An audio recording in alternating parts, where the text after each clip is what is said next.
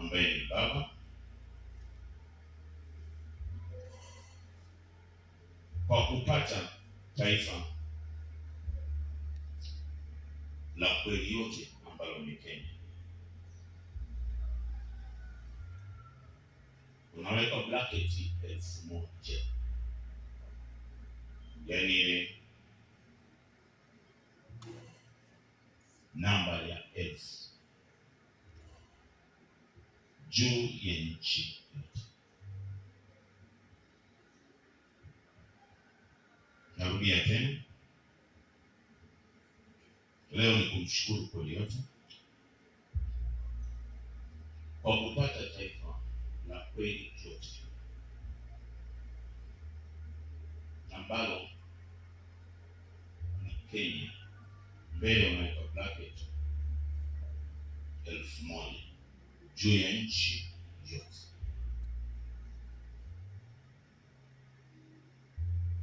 Leo ni Baraka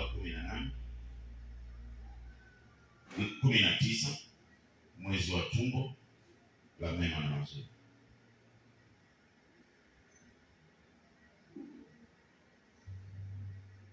Baraka 19 mwezi wa tumbo, majira moja halisi. Mwezi wa tumbo ina maana ni mwezi ule wa 7, kama unavyoona pale kwenye hiyo majira ya karibuni watu wote kwa imani zote. Mwezi wa kwanza unaitwa kiini cha mema na mazuri. Mwezi wa pili unaitwa mbegu ya mema na mazuri. Mwezi wa tatu unaitwa damu ya mema na mazuri. Mwezi wa 4 unaitwa kitovu cha mema na mazuri. Mwezi wa 5 unaitwa kizazi cha mema na mazuri. Mwezi wa 6 unaitwa uzazi wa mema na mazuri. Mwezi wa 7 unaitwa tumbo la mema na mazuri. Mwezi wa 8 unaitwa limbuko la mema na mazuri. Mwezi wa 9 unaitwa sura ya mema na mazuri. Hiyo ndio mwaka wenye miezi 9 unaoanzia ndani na kuendelea nchi. Huu ndio mwaka unaompa yeye kweli yote wahudu halisi. Mwanzo wa kupata wahudu kama alivyosema kwenye buku ya Yohana 4 ule mstari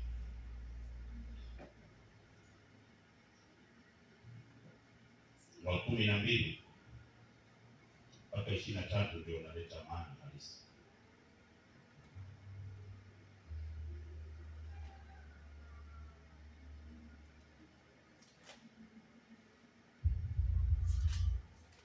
Nasoma kwa mamlaka yote.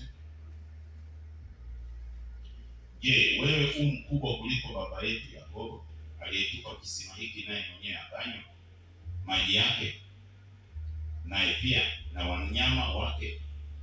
Huyo kweli kwa lengo ya Yesu akajibu akamwambia, kila anywaye maji haya ataona kiu tena, walakini yeyote atakayekunywa maji yale nitakayompa mimi, maji ilifundisha na ni ile kweli kwa lengo ya Yesu, yakibubujika chemichemi ya uzima. Yule mwanamke akamwambia, Bwana, unipe maji ninywe nisione kiu, wala nisije hapa kuteka. Huyo kweli kwa lengo ya Yesu akamwambia, nenda akamwite mumeo. Hapa yule mwanamke akajibu akasema, sina mume. Huyo kweli kwa lengo ya Yesu akamwambia, umesema tena, sina mume, kwa maana umekuwa na waume 5, naye uliye naye sasa si mume wako. Hakuwa na sema juu ya wale waume wa kuolewa, ni wale ambao ulikuwa unawapenda. Kuna mitume, kuna manabii, kuna wachungaji, kuna watu, kuna waganga uliowapenda. Hao ndio waume. Yeyote unayempenda ina maana anakuwa mume wako. Baba zetu waliabudu. Yule mwanamke akamwambia, wewe naona kuwa unabii. Baba zetu waliabudu katika mlima huu, nanyi husema kwamba huko Yerusalemu ni mahali patupasako kuabudu. Huyo kweli kwa lengo Yesu akamwambia, mama, unisadiki, saa inakuja ambao mtamwabudu Baba katika mlima huu, wala kule Yerusalemu. Ninyi mnaabudu msichokijua, sisi tunaabudu tukijuacho, kwa kuwa wokovu watoka kwa Yahudi, lakini saa inakuja nayo zaidi, ambao waabudu halisi watamwabudu Baba katika yote. Baba watafuta watu kama hapo. Ndio maana mwaka wenye miezi 12 ni majira ya unabii,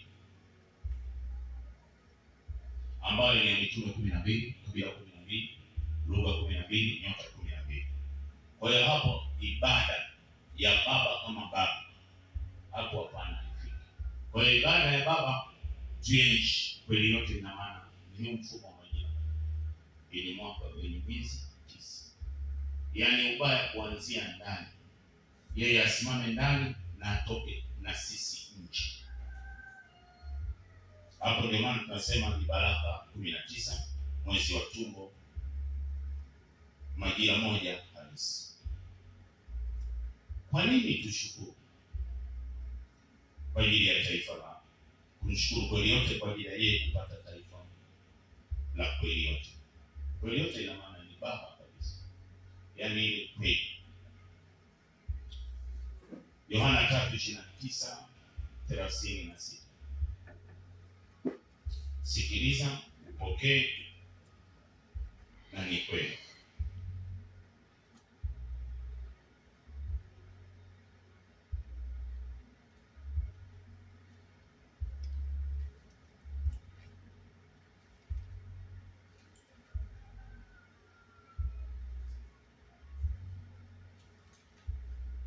Aliye na bibi harusi ndiye bwana harusi, lakini rafiki yake bwana harusi yeye anayesimama na kusikia na kuifurahia ile kweli ya bwana harusi.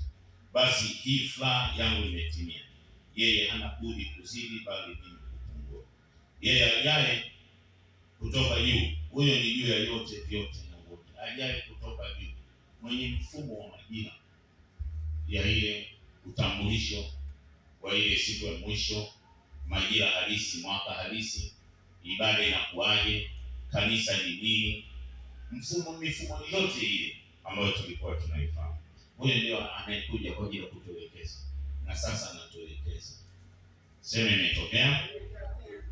Kwa hiyo anatuelekeza kwa sababu kwamba aliye na bibi harusi ndio bibi harusi. Ni majira kalenda ndio bibi harusi.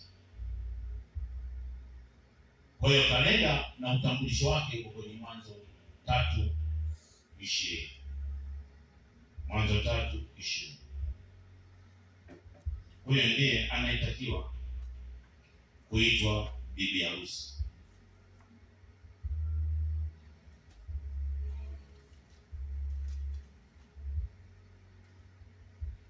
Nasoma hapo. Adamu akamwita mkewe jina lake Hawa, kwa kuwa yeye ndiye aliye mama ya wote walio hai. Kwa hiyo mama maana yake ndio alikuwa anapaswa kutumia hiyo mfumo kwamba wiki ina siku 7, mwezi una wiki 4. 7 mara 4 ni 28. Kwa hiyo ndani yake amebeba miezi 9 kwa ajili ya uumbaji wa mtu. Mtu ndio utawala. Anatokea kwenye mfumo gani? Kwenye mfumo huo kwa 28 miezi 9, akianzia ndani. Ukisoma kwenye Luka 1:26 mpaka 31.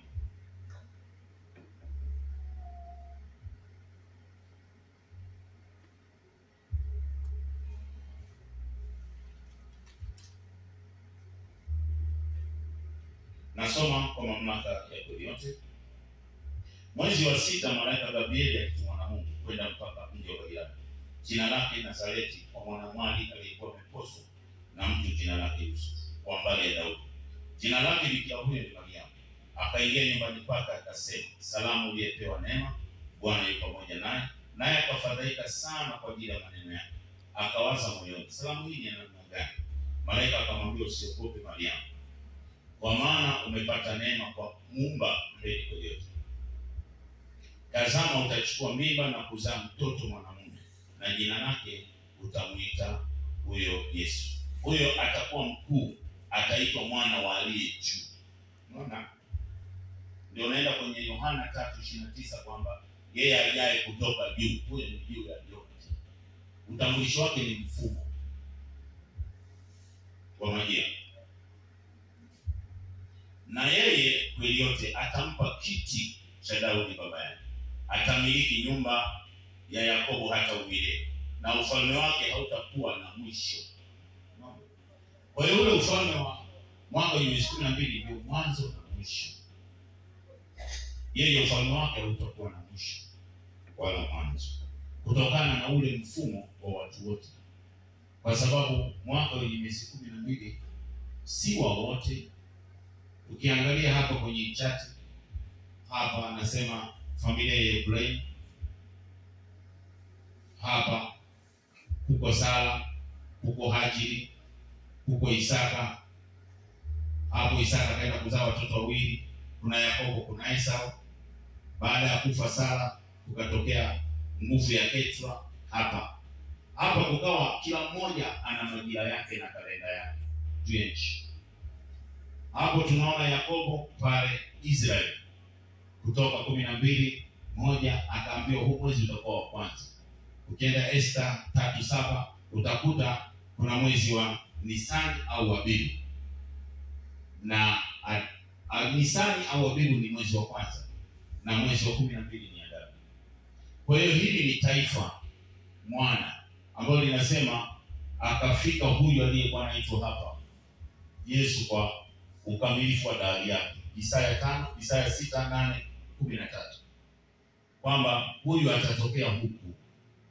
Kwa hiyo utimilifu wake sasa katika ile majira huku taifa mwana, ndio unaona kuna sauti zilizotokea huko. Ndio tunaona huyu naye ana mfumo wake, ni Abibu na Adari, ni kabila 12. Ukija huku kwenye familia ya Ishmaeli, na yeye ana kabila 12. Sasa kabila 12 ina maana ni mfumo kabisa juu ya nchi ya utawala, na yeye ana kalenda yake. Kalenda yake yeye inaanza na siku 30 na miezi 12. Tunakuja huko kwa huyu anaitwa kwa ajili ya Yakobo ambaye sasa ni kabila 12. Kalenda yake yeye ni 28 mara 12, kwa sababu iko nje na yeye baada ya kutoka utumwani. Tunaona hapa sasa Yakobo akiwa na ndugu yake Esau. Esau ndio anaenda kuoa kwa Ishmaeli. Unapomwona Mwarabu na mzungu na kitu kimoja, kwa sababu Esau baada ya kugombana na Yakobo, ina maana Esau alienda kuoa familia ya, ukisoma kwenye Mwanzo 28:8-9, Esau anaenda kuoa. Kwa hiyo tunaona kunatokea mfumo wa anguko juu ya nchi, ambalo sasa umiliki wake hakuna anayemiliki hapa uumbaji. Tunaona yule mwenye majira ambao sasa mwenye utawala kwa ajili ya Babeli, tunaona akisimama akiinua Januari na Desemba. Kwa hiyo ni tarehe 31 miezi 12. Kwa hiyo ina maana hapo si rahisi kuwaunganisha watu pamoja.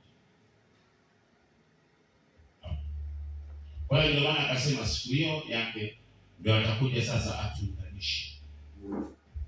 Sasa kwa sababu atakuja kama mwizi, ile utimilifu wake si wengi wataona kwanza,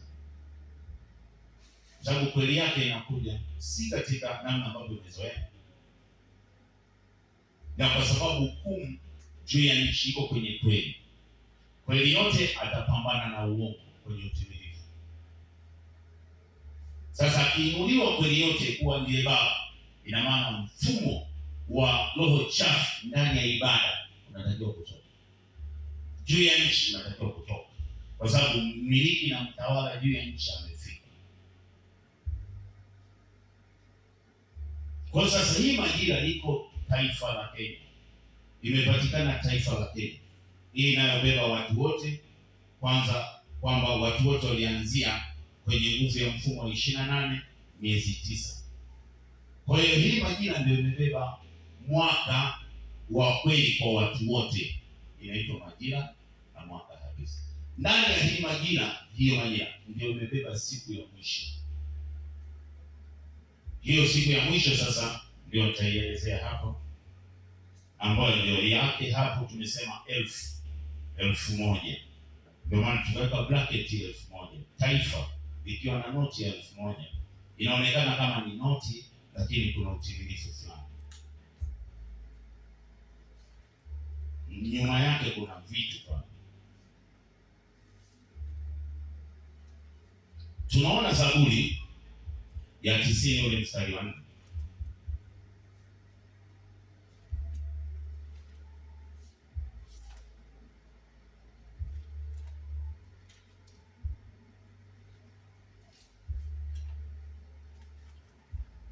Nasoma hapa, maana miaka 1,000 machoni petu ni kama siku moja.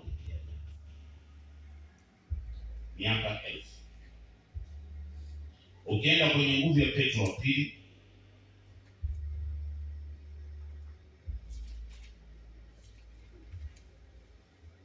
ule mstari, Petro wa pili 3:10, 3:8, samahani, Petro wa pili 3:8. Lakini wapenzi, msilisahau jambo hili, ya kwamba kwa yeye kweli yote siku moja ni kama miaka 1,000. Kwa hiyo maana sasa siku moja kwake yeye ni miaka 1,000. Sasa kama miaka 1,000, kwa nini atumie miaka 1,000? Change. Kwa nini atumie miaka 1,000? Ndio iwe lijificha kwetu na kwa kila mmoja.